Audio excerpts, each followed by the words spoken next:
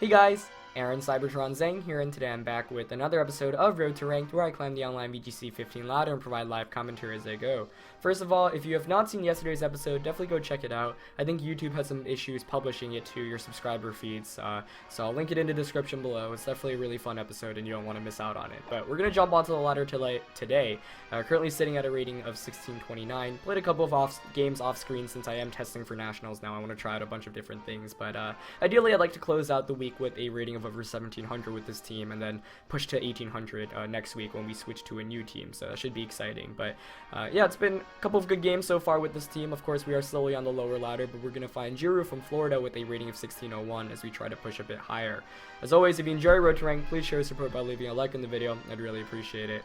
Jiru here has got a pretty strong team, lots of threatening Pokemon with Landorus, Kangaskhan, Terrakion, Bisharp, Thundurus, and Ludicolo. So, you know, Kangaskhan, Thundurus, Landorus, Terrakion, really all very present Pokemon, common Pokemon in the format. Bisharp, you know, is more common in the beginning of the year, not as much, but still very good. And then the Ludicolo, which I actually think is an underrated pick in the format, but you know, that's my personal opinion on it.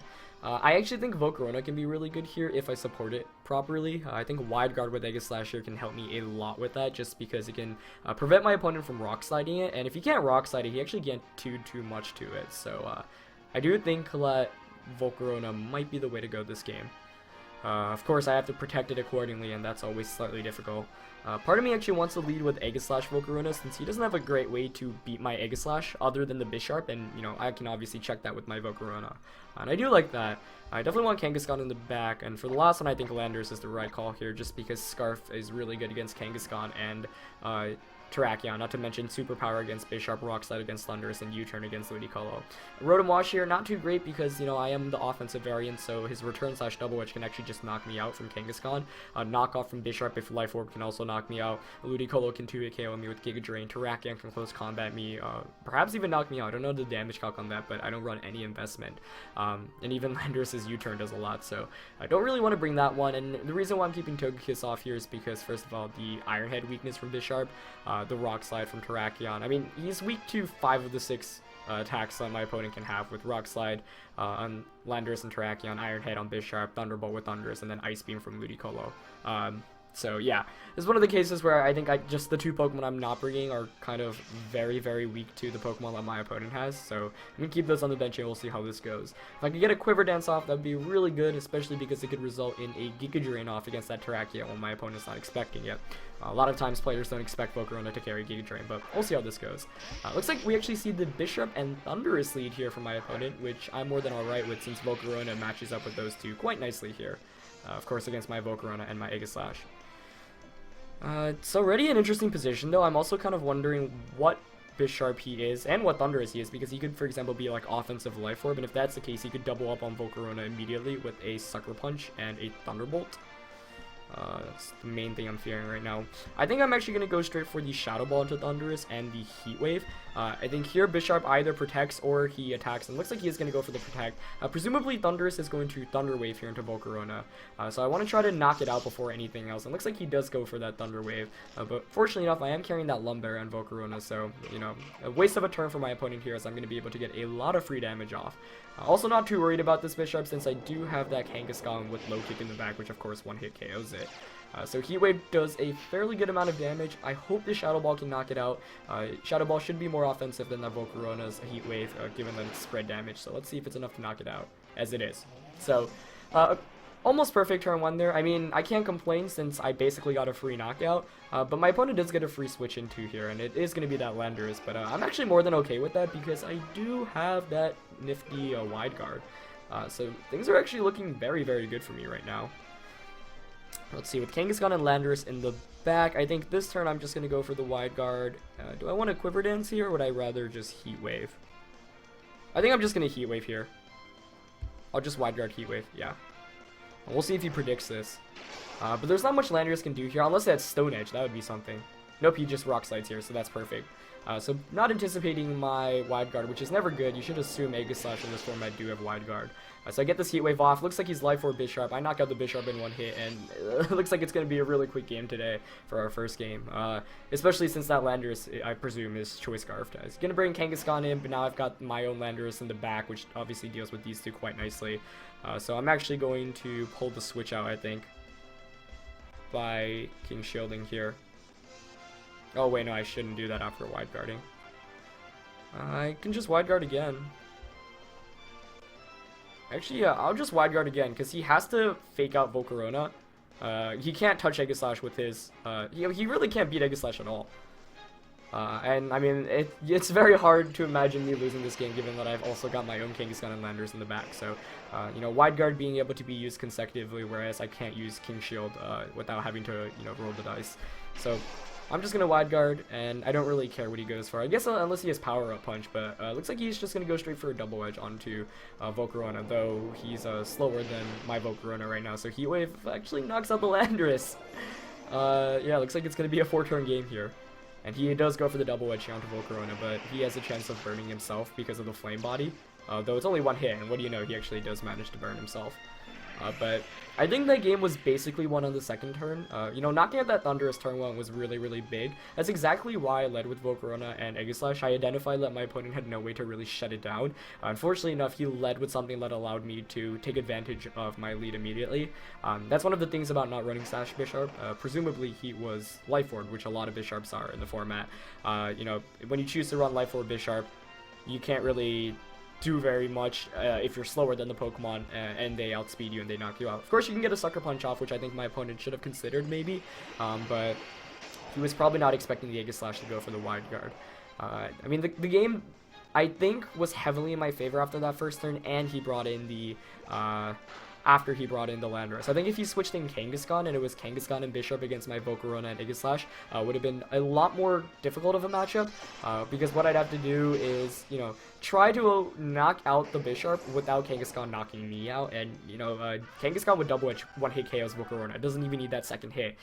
Normally I'd use Intimidate to shut it down, but Intimidate would boost Bisharp's attack with Defiance, so I think my opponent could have easily given himself a much better chance of winning this game if he just brought in Kangaskhan as opposed to Landorus, but the wide guard there was very clutch, and that's why wide guard is so good, especially on this team where Volcarona heavily needs that support. So we're going to be able to take a pretty quick game 1 in today's episode, as we're just going to jump back onto the ladder and look for our next opponent of the day. Otherwise, you know, I don't regret any of the Pokemon choices there. I do think Kangaskhan and Landorus were the best 2 Pokemon I could have had in the back.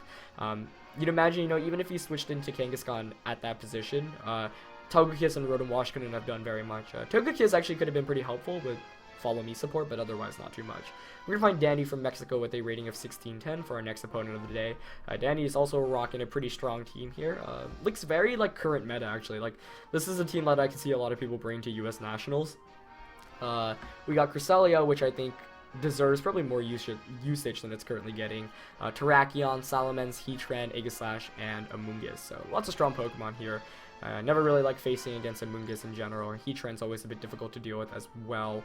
I do think Rotom Wash is very essential in this matchup, given its ability to one-hit KO Heatran, Terrakion, and Salamence, but conserving it's going to be important because, you know, Cresselia and Aegislash, I can't do too much damage to them, and they can dish out massive amounts of damage back to me. So let's see what I want to lead with. This is one of the games where leading with Landorus I think could be very good. Just because he's got the Terrakion, so I can intimidate that, though I really can't see him leading with Terrakion. The more I think about it, I feel like he's going to not lead with it at all. Togekiss, you know, Tailwind not too great in this game just because of the fact he has the Trick Room option on his team, which is actually scaring me a lot right now. I don't have a great way to deal with it. The one fun thing I could do is lead Landorus, Aegislash, and Earthquake into my own weakness policy to Shadow Ball Cresselia and knock it out, but that's doing a lot of damage to myself. That's a tough one. I do think Aegislash is essential to beating Cresselia, though. I could lead like Kang Aegislash, but that's incredibly weak to a bunch of things. I actually like Landorus Aegislash here. I think it puts on the most offensive pressure and gives me the most options from turn 1. And I think I'm going to go with Rotom and Kang in the back, though I don't know, that leaves me pretty weak to Amoonguss. But I think Rotom is essential here. So the question is, maybe Kangaskhan's a Pokemon I should not bring. Fake Out support's valuable, but I actually think Volcarona is better, so I'm gonna go no Kang this game. Reason being, he has Amoonguss, which can, you know, is probably very physically invested. He has Salamence, which can intimidate me. He has Terrakion. He has Aegislash, which I can't hit at all. You know, Terrakion can just one-hit KO me, so I don't think Kangaskhan's really too good in this matchup. This is going to lead with Salamence and Terrakion, both shinies. I actually think shiny Salamence is very ugly as opposed to its normal one. But this is actually a pretty optimal lead here for me with my Landorus and Aegislash here, because I do get the Intimidate right away. Obviously, that's going to be a Mega Salamence, but Aegislash here definitely, you know, appreciates this position that it's in. Terrakion's probably going to want to switch out immediately. Would not be surprised to see a switch out just because it's not very good in this position. So I could try to U-turn out right away. Let's see. Because I foresee my opponent making two plays. He either attacks with Salamence or he protects, but Terrakion I think is definitely going out here. So I think I really want to Shadow Ball that slot since nothing on his team can take a Shadow Ball. My question is, what does Landorus do here? Does it Rock Slide, or does it try to U-turn out into something that can threaten my opponent a bit more? The Amoonguss in the back is what's scaring me the most, because even though Volcarona is a good call here, I actually think maybe Togekiss would have been a bit better, but I was really scared of the Trick Room aspect of my opponent's team. This is where, like, in best of 3, you really appreciate all the information your opponent can give you. You know what? I think this first turn, I'm just going to go straight for the Rock Slide, and I'm going to go for the Shadow Ball onto the Terrakion. And he does withdraw, yeah. I mean, that was a prediction that you can make with relative confidence. I think Amoonguss is coming in here, but it's actually going to be Cresselia, which I'm even more okay with because, you know, Shadow Ball against it is super effective. So Salamence does choose to Mega Evolve, and right now I do realize that Aegislash is so important in this match. That's going to be my key to winning this one. It looks like he doesn't have a great way to hit it at all. He doesn't even protect the Salamence, so that works out even better for me because I do have the flinch factor immediately with Rock Slide. But you see how bulky it is here. You go straight for the Double Edge with Intimidate. Shouldn't knock me out, but he gets a critical hit. It's a bit unfortunate since I do think Landorus was very important to knocking out the Terrakion immediately, but, you know, that's the game for you. But at least I get the Shadow Ball here since I did predict the Terrakion switch out as opposed to going for the Flash Cannon onto it. And it does get a good amount of damage off, you know, but doesn't knock it out. However, it gets a special defense drop, which is always nice. Not that it really mattered since another Shadow Ball would have knocked it out at this point. I am a bit bitter about that critical hit since, you know, it shouldn't have knocked me out, but it is what it is. You can't really complain. You just have to move on. So I'm going to bring in Rotom here. Salamence doesn't do very much against Rotom. Well, let's see. I wonder what his last Pokemon is, because I don't think it'd be Amoonguss. An Amoonguss switching would have made so much sense that last turn. So I think it's going to be Heatran, but it could also be Aegislash, you know. And Salamence revealed Double Edge, so he's probably the physical variant, but he could also, I mean, he has Earthquake. That's the one thing I'm really fearing. The safer play is the King Shield here with Aegislash. But I want to predict him switching out, that's the thing. Because I think there's a decent chance Salamence goes out here. I mean, Earthquake can't knock me out anyway. So I could Flash Cannon that spot, or Shadow Ball. I really want to Hydro Pump Cresselia and Shadow Ball Salamence. Yeah, I'm predicting it. I'm going to go for the prediction. Okay, well, Cresselia switches out, so hopefully Heatran and Terrakion comes back in. But it's going to be Amoonguss. I guess he did bring Amoonguss. Interesting. And he protects with Salamence. Okay. Very good play on his end there. I don't understand why he switched into Cresselia as opposed to switching into Amoonguss earlier on, but no, smartly done on his end. And now this makes it really difficult. Another reason why I didn't want Landorus to go down so early was because, you know, it can Rock Slide Salamence once again, and then with the recoil damage, it would have really added up. So this puts me in a pretty precarious situation. But once again, you'll notice that he has no way to really hit Aegislash. He might have Draco Meteor, maybe Fire Blast, maybe Earthquake. I'd assume he has at least two or three of those attacks. Though maybe his Double Edge, Earthquake, Protect, Dragon Dance. So we're not sure. Roost would also make sense, but I would think he's gonna follow me or Rage Powder with the Amoonguss. You know, I'll Hidden Power Ice that Salamence slot. I'm gonna double up into it. Yeah. So let's see what he does. Oh, he protects? Oh, he's probably Earthquaking here. King Shield would have been better. No, he Dragon Dances. Well, that's alright because I get a free knockout. But he does get a free switch in here. However, once again, he has zero way to knock out this Aegislash. Like, literally nothing. Terrakion, Close Combat, Rock Slide can't hit me. Amoonguss, Giga Drain can't hit me. Cresselia, what? Psychic, Icy Wind. Unless he has like hidden power, but of course the Amoonguss with the ability to Spore right now is the biggest issue. But I mean, I think Aegislash can really win me this game just because he has 0 damage output whatsoever. And he switches in Cresselia here too. Interesting decision. So things are looking quite solid here. He's probably going to try to Trick Room maybe, but I do have Volcarona in the back, and Volcarona would definitely not mind switching in right now. The issue here is I want to protect Rotom, switch into Volcarona, but he might just Spore the Aegislash slot and Trick Room. So I could also just double attack this turn. But I really want to conserve. Once again though, the Aegislash just isn't damage at all. Yeah, I feel like he's going to Trick Room. You know what, actually I'm going to switch Rotom out into Volcarona and Shadow Ball the Cresselia. And I like this because I think it's highly unlikely he's going to Spore the Rotom slot. I think he's going to want to shut down Aegislash immediately. So that way, even if he sets up Trick Room, Volcarona comes in for free. He actually goes for the Rage Powder, which is also another questionable decision. But we'll see. As Cresselia Calm Minds. Okay, so that's what my opponent's going for. Well, that's not going to be any fun to deal with, but Volcarona here, however, is basically guaranteed a free Quiver Dance, and that's really good for me. I guess if there's one way my opponent can win this, it's through Calm Mind Cresselia. But I'm gonna go for, I could just go for the Heat Wave Shadow Ball here. While I would be inclined to Quiver Dance, the one thing I don't want to do is allow him to bring in Terrakion for free. So I think I'm actually just going to, I kind of want to Giga Drain the Amoonguss slot predicting Terrakion. Though I could also just Heat Wave. You know, I'll just Heat Wave Flash Cannon. I think this way punishes Terrakion if it switches in. Worst case, he protects Amoonguss, but then he still has no offensive pressure. I guess, though, Cresselia could Psychic me. But we'll see. Oh, he just Rage Powders, which is fine by me. Though Quiver Dance would have been a bit better here. Heat Wave unfortunately misses Cresselia, but Amoonguss is obviously the one I need to hit a bit more. So I do manage to pick up the knockout there. Now, if he goes for a Psychic here, that might be a bit bad. I mean, we don't know the Cresselia's full moveset yet. He does go for the Psychic, targeting Aegislash. A good play on his end, knowing that he has no way to really beat my Aegislash otherwise. So I'm going to go for the Flash Cannon here, but you know, with Wide Guard support, I don't think he has a way to really close out the game.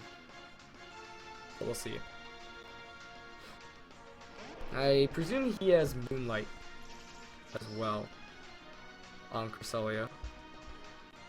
So I'm going to Quiver Dance here. And I'll Wide Guard. Yeah. So the nice thing is if he sets up Trick Room, then that's setting him up for his own demise, because then Aegislash becomes the fastest Pokemon on the field. So I don't really mind him setting up Trick Room at this point. I don't know if he even has it. We've seen Psychic, we've seen Calm Mind. I'd assume an Ice-type attack and Moonlight as his last two, but, you know, we're not sure. I guess you could also have the Icy Wind, which is another means of speed control, but that's not really much of an issue right now. Once again, he really has no way to beat the Aegislash. Of course, he can continue to Psychic it, but the reason why I'm not too worried is you saw how little Psychic did, and he Rock Slides right into my Wide Guard, so I'm going to be able to get this Quiver Dance up for free, which is great. We'll see what Cresselia goes for. Presumably a Psychic onto the Aegislash slot. Yep, he's just going to Psychic that. So yeah, I can take another one. Another two, really, with confidence. I'm just gonna knock out the Terrakion by Giga Draining. Maybe I should Heat Wave instead, actually.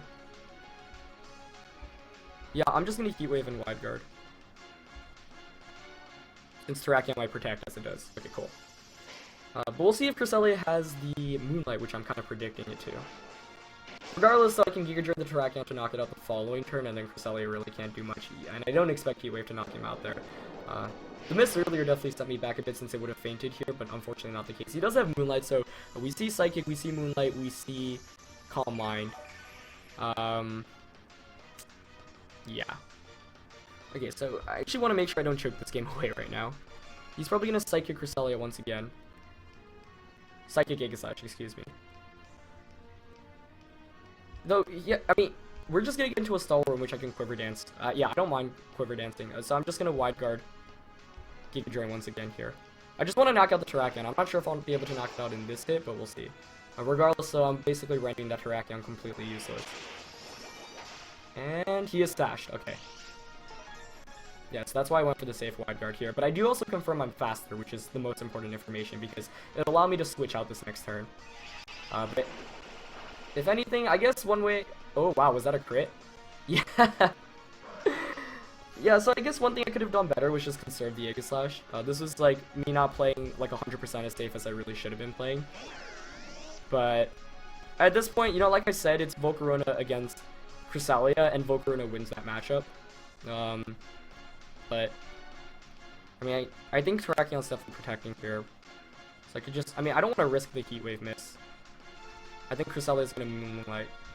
So I'll just play it safe. I'll just Giga Drain and Thunderbolt Cresselia. Yep, he's going to go play for the miss, but I'm not going to allow that to happen, so I'm just going to knock out Terrakion. Yeah, so one thing I could have done better was just switch out into Aegislash, but I didn't want to lose the offensive pressure I had with Volcarona, because, you know, I would have allowed him to get a Rock Slide off. So, you know, you see that I'm still doing a good amount of damage, so he can choose to Moonlight, but he's actually going to go for the Calm Mind, which is perfectly fine with me. You know, it's a 2-on-1 battle at this point. The crits are in my favor, and a real VGC match, the timer would definitely go down before anything else. So, you know, I'm alright with where I am currently in terms of position-wise, but I'm going to Quiver Dance here and just Thunderbolt. He has to obviously target one of my 2 Pokemon, so this game's going to end up being a bit longer than it really should have been, since he literally brought 4 Pokemon that couldn't deal with my Aegislash, which was very, very surprising, and I don't think that was the right call. I think Heatran would have been very good to have in this game, or his own Aegislash, but he ended up opting not to bring either. So I'm just going to start Quiver Dancing up while he does whatever with this Cresselia. And one crit, obviously, on Cresselia ends the game. And I actually get a Paralysis, which puts things in my favor even more. So a full Paralysis would also end the game right now. And yep, I do get it. Not that it really mattered. I mean, he would have had to gone for a Moonlight there, so I would have been able to get Volcarona, you know, freely up. And he has to continue to Moonlight until he gets to a point where a double target will knock him out. So now I can just Heat Wave Thunderbolt. Though I should have Giga Drained for the 100% accuracy. Because that was one thing I wasn't doing earlier. I just allowed him to knock out Aegislash with his Psychics, but the reason why I played, I get a bit more carefree was because I knew I had the game locked up with Volcarona, Rotom Wash in the back. And you might think, oh, it's a bit silly for you to not conserve your Aegislash, but, you know, the Terrakion, you saw that it had the Focus Sash, so if I assumed he was like, I don't know, Life Orb or Lumberry or something like that, and I just switched Aegislash out, Rock Slide would have actually knocked out Volcarona even after Giga Drain, and then I actually would have been in a pretty bad position, since I guess Aegislash there can still close out the game against Cresselia, but I just wanted to put myself in a position where I knew he really had no option to win, even if it wasn't without Aegislash. But, you know, it's one of the games where I could have probably made some smarter decisions earlier on, because I did lose Aegislash to a critical hit, but, you know, that's the game. Anyway, that's going to be it for this episode. 2 really fun games. The first one was really quick. The second one was incredibly interesting. I think my opponent also misplayed a bit when he protected with the Moongets as opposed to getting some more pressure on with Sporing, but, you know, not everyone plays a perfect game. No one ever does, and we just have to analyze the mistakes we make throughout. But yeah, that's going to be it for this episode. Go check out yesterday's episode if you've not already. Thanks to YouTube Publishing. And yeah, I'll see you guys tomorrow. Alright, peace.